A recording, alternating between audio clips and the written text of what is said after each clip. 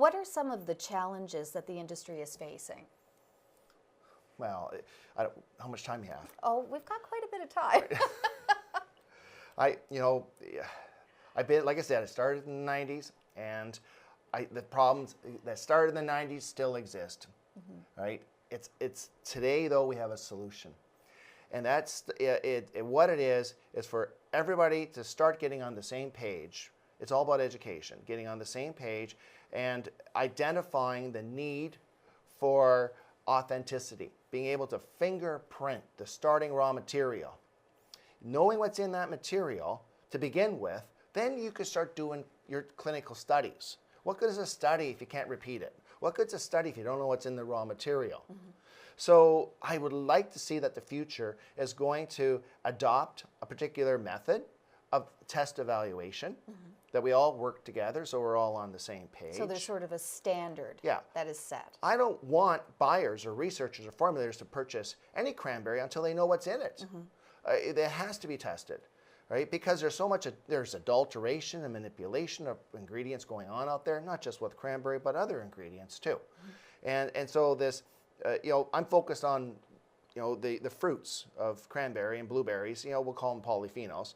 So I want to make sure that, that we have the tools in the box to be able to analyze and to be able to come back and say, this is a good quality product because it contains this many milligrams of proanthocyanidins, it's tested under this method of evaluation, it has this reference standard associated with it, and it has this seal of approval.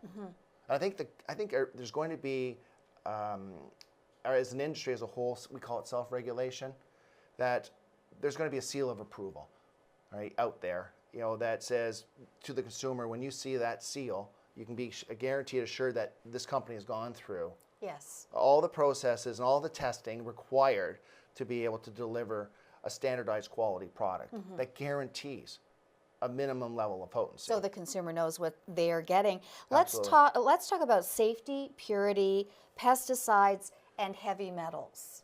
Okay. Well, safety is one of our core values of our company. Safety and protecting the consumer, producing efficacious ingredients. We have buyers now and formulators trusting what we are selling them, and we have to back that up with science and technology. So we strive for perfection at Fedor. Safety is touched in every category of our business. As far as I'm concerned, our customers are now recognizing us for our technical support and for the quality of products that we're producing. Let's touch on branding versus science.